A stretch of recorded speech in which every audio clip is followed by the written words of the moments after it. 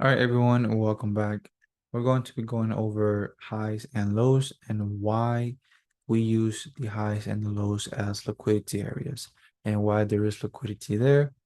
So let's map out some structure.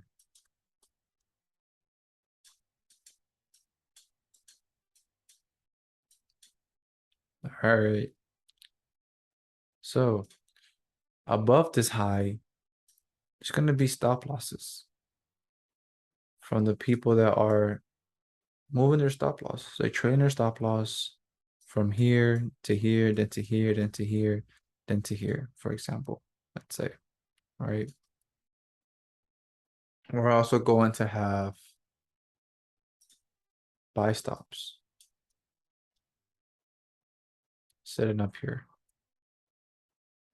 So buy stops pretty much it's an order that is just there. And the trader is waiting for price to come up, break the high. And because it broke the high, they think the price is just going to keep on going up higher. But in reality, what happens is it'll tag them in, then reverse to hit their stop loss. So it took out the stop loss from the traders up here and from the ones that had the buy stops, which are the ones that were down here. So both sides were covered, right? It's a big liquidity pool. It's a lot of liquidity above this high. And the same thing for this low, right? Vice versa. There are sell stops.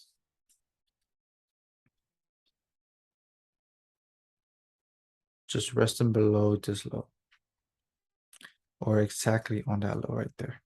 And of course, there's stop losses from people that went long here, right? Now, not to mention all these pullbacks, right? It's going to be stop losses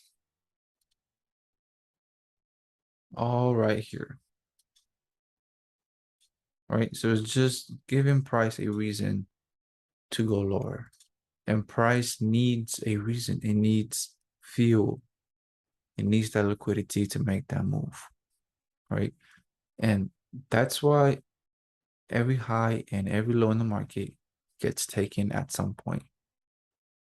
And because the market is fractal, it happens on the seconds, on the 1 minute, on the 4 hour, on the daily, on the weekly. It doesn't matter what time frame. There's liquidity above and below every structure point. Okay. That's it for now. On to the next one.